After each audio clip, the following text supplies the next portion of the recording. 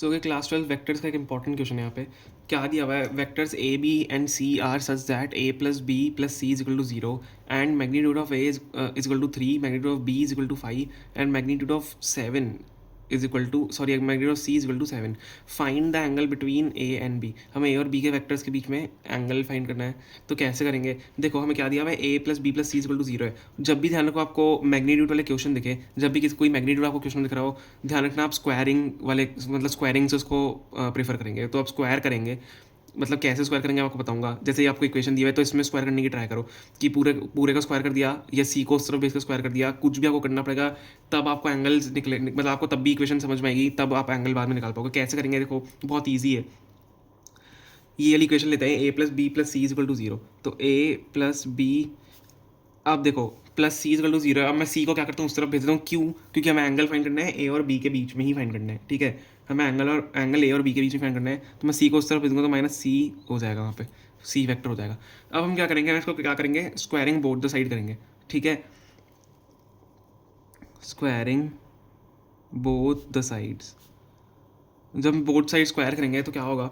अब देखो ये ए प्लस बी, अब देखो स्क्वायरिंग में क्या होता है, A plus B into A plus A plus B dot A plus B होता है। तो डॉट प्रोडक्ट हो जाता है, A plus B dot A plus B vector हमारा is equal to C minus C है डॉट माइनस सी कर दो, ठीक है। वो पॉजिटिव होना ही है वैसे वहाँ पे।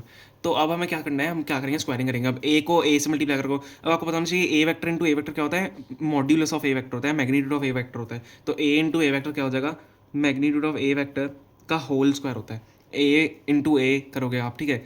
ए vector into A vector magnitude of A vector का होल स्क्वायर हो जाएगा, ठीक है। वैसे ए इंटू ए स्क्वायर होता है, लेकिन इसमें मैग्नीट्यूड होता है और उसका स्क्वायर हो जाता है, सेम ही बात है। तो मैग्नीट्यूड लगाना है, ठीक है। ए स्क्वायर प्लस ए को बी से मल्टीप्लाई करो तो ए डॉट बी। अब ये बी को अब ए से मल्टीप्लाई करो तो B dot A plus B into B क्या हो जाएगा, वेक्टर मैग्नीट्यूड ऑफ बी का whole square is equal to, अब यहाँ पे सी का स्क्वायर हो जाएगा, ठीक है। अब सी इंटू माइनस ये तो मैग्नीट्यूड ऑफ सी का होल स्क्वायर भी पॉजिटिव हो जाएगा, कोई फर्क नहीं पड़ेगा माइनस का, ठीक है। ये हमारा हो गया। अब हमें पता है, हमें क्या क्या पता है, यहाँ पे हमें वैल्यूज़ दी हुई हैं। मैग्नीट्यूड ऑफ ए दिया हुआ है, मैग्नीट्यूड ऑफ बी दिया हुआ है, मैग्नीट्यूड ऑफ सी दिया हुआ है। तो इनकी यहाँ पे वैल्यू पुट करेंगे, ये 2a भी हो जाएगा यहाँ पे, 2a डॉट बी। तो मैग्नीट्यूड ऑफ ए स्क्वायर क्या होगा आपका, 3 का square plus magnitude of B square क्या होगा आपका, मैग्नीट्यूड ऑफ बी स्क्वायर होगा 5 का स्क्वायर। हमें क्वेश्चन में दिया हुआ है, देखो ऊपर यहाँ पे 5 का square plus 2a dot B is equal to, अब सी का स्क्वायर क्या है, 7 का स्क्वायर, ठीक है। ये हमें यहाँ पे वैल्यूज़ दी हुई हैं। अब हम क्या करेंगे, इनको सॉल्व कर लो। 9 plus 25 plus 2a dot B is equal to 7 का स्क्वायर 49, ठीक है। जब इसको कैलकुलेट करोगे आप तो 2a dot B is equal to 49, और ये जब ऐड करोगे तो आप 15 हो जाएंगे, मतलब यहाँ पे माइनस हो जाएगा, तो पूरा आंसर यहाँ पे 15 आएगा। 2a dot B is equal to 15।